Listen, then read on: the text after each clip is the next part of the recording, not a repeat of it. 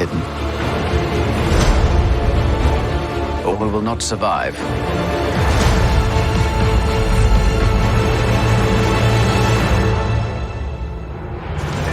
Leave us alone. When the time comes, he must be trained. Like you trained his father? You still want Kenobi. He's gone. Maybe you've been looking in the wrong places. I want every lowlife and bounty hunter to squeeze him.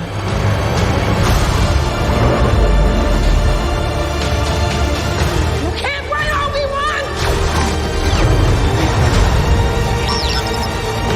You can't! Aloha! This is Trinidad, the Island Man, your Island Man, coming to you live once again from beautiful Hawaii here on the island of Oahu, bringing you, yes you, the best movie reviews on the entire island of Oahu.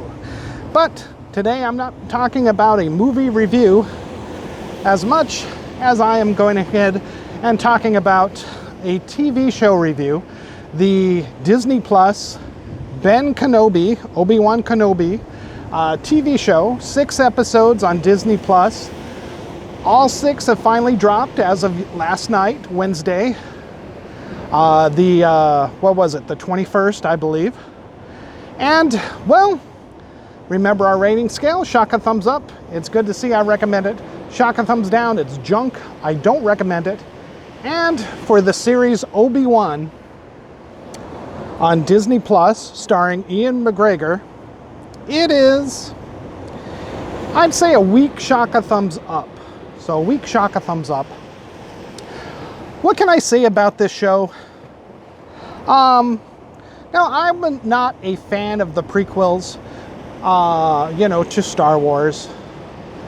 The lightsaber action was pretty good. But other than that, the story, the writing was all pretty bad.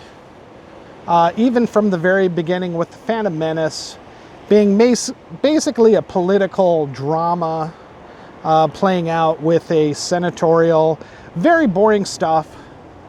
Not exactly along the ideas of a star and, war among the stars.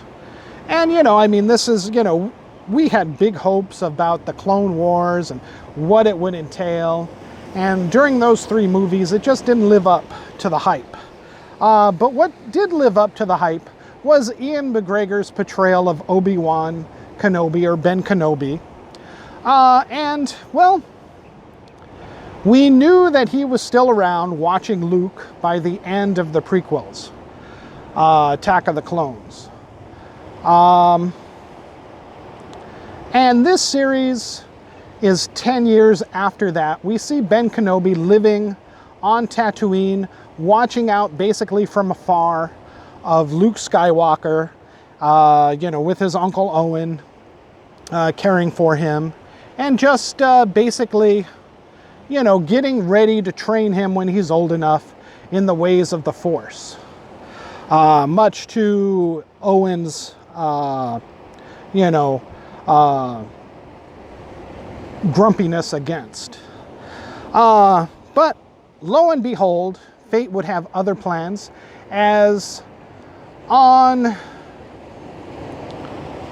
Alderaan, a young 10-year-old Princess Leia is kidnapped. And she is kidnapped by forces of the Empire, not Darth Vader, but other users of the Force, mainly the dark side, called Inquisitors, who are mainly there to look throughout the Republic, or the Empire at this point, for any stray Jedis that may still be out there, and basically execute them.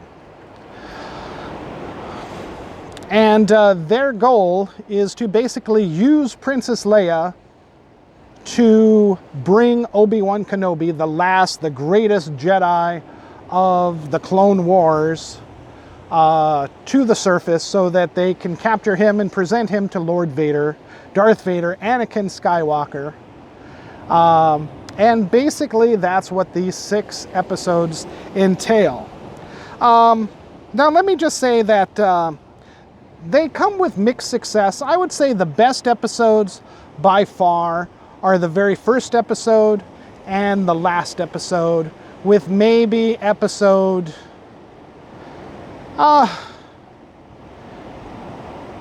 maybe episode 4 is pretty good as well. But that leaves 2 episodes that are just garbage. And the fact that this series, this is only 6 episodes, is only about 2.5 hours in total, which means that the most any of these episodes are 56 minutes almost, and that's including the end credits, the intro, music, etc., and the previously seen on Ben Kenobi, or referencing back to the Clone Warriors, and all of that. So very, very short episodes by Disney Plus, even by Mandalorian standards, and that's just totally upsetting for fans like myself. I'm not the biggest Star Wars fan in the world, but I do enjoy a good Star Wars story. And the fact that these were so short,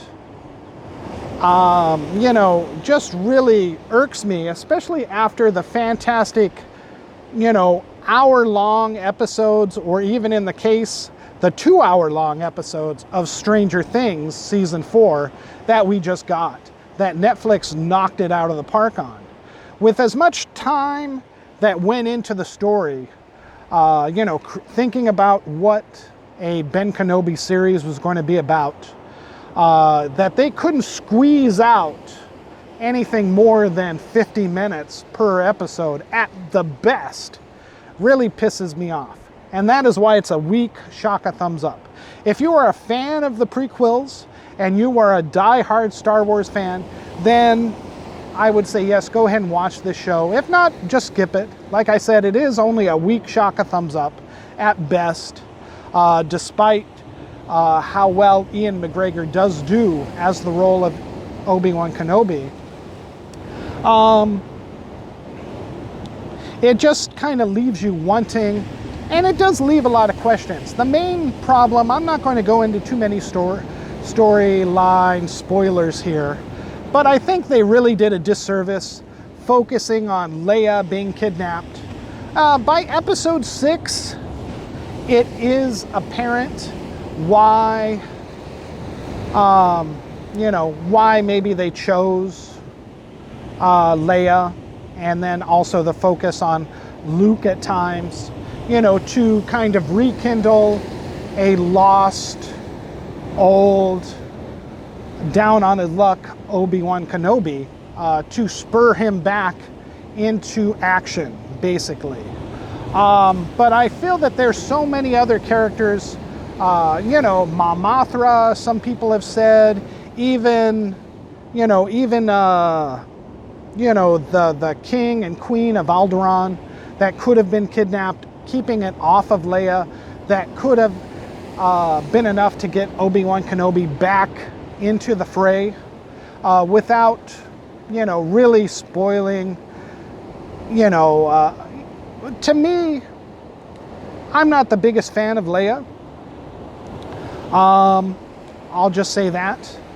But to have, another little kid running around the show, and yes, I know maybe that Disney's trying to appease a younger audience and bring them into the Star Wars and wanted to show younger people, little kids to root for this show, and watch it.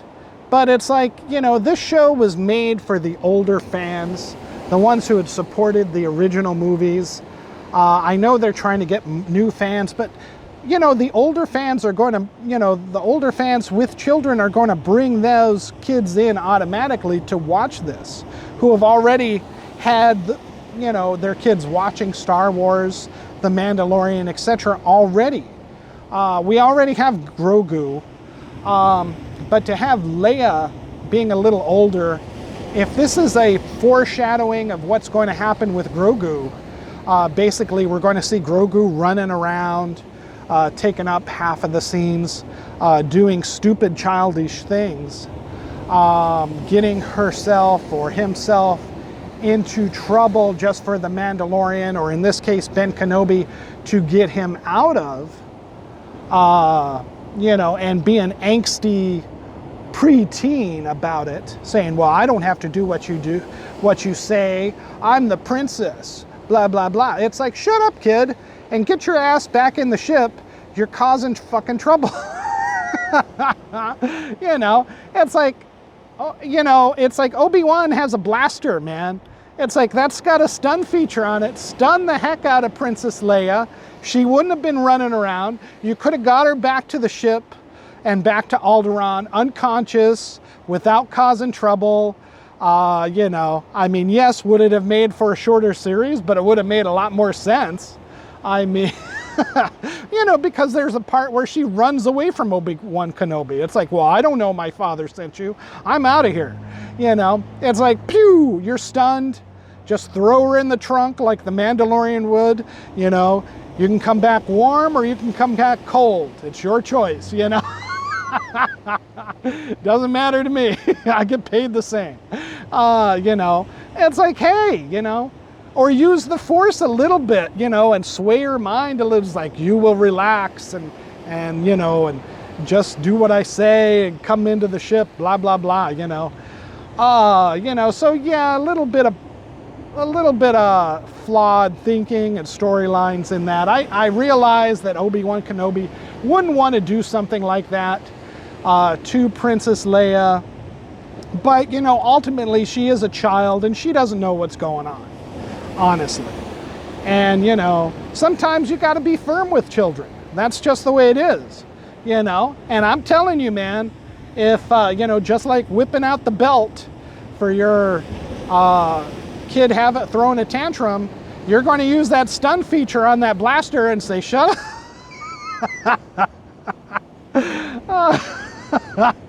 All right. Well, I don't have kids personally, but don't take, hopefully when I do, there'll be blasters with stun on them so that I can be a better parent than Obi-Wan Kenobi. Overall, again, a weak Shaka thumbs up. The most compelling things about this is that we get to see Lord Vader, again, Anakin Skywalker, basically denounce that he was, that he is Anakin and he fully accepts Darth Vader. And Ben Kenobi hears it from his own lips that no, the Anakin you knew is dead now. I am only Darth Vader. And Obi-Wan Kenobi basically accepts that he cannot sway him back to the light, away from the dark side. And, and there is an epic battle in episode 6. So there you go. But I mean, if you haven't seen it, I wouldn't rush out to see it. I wouldn't order Disney Plus just to watch this show. I'm looking forward to more of The Mandalorian coming up, maybe the Ahsoka show. I hope it comes out better.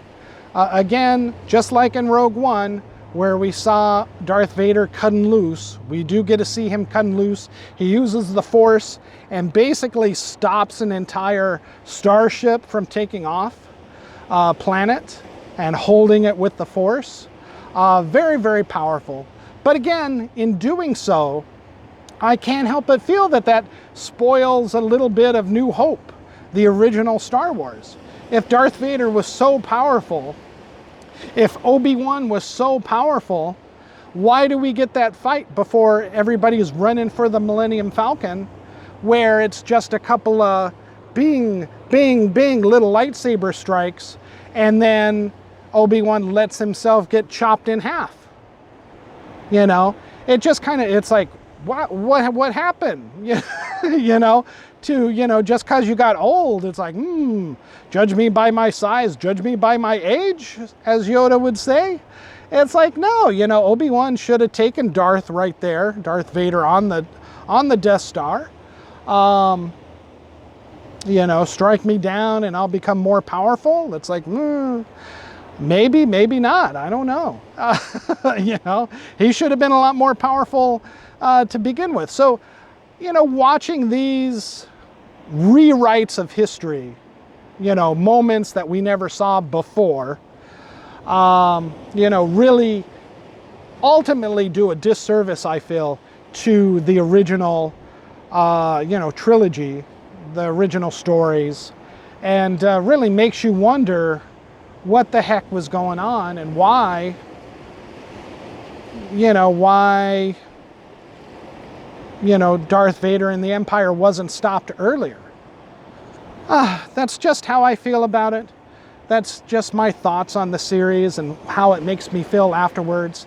Again, you know, there are some good moments. You know, it's unfortunate that they pretty much all happen in the very last episode. Again, only 50 minutes. But it's enough to struggle through the rest of the series if you're a diehard Star Wars fan. So again, a weak Shaka thumbs up for Obi-Wan Kenobi on Disney+. All right. Mahalo and aloha.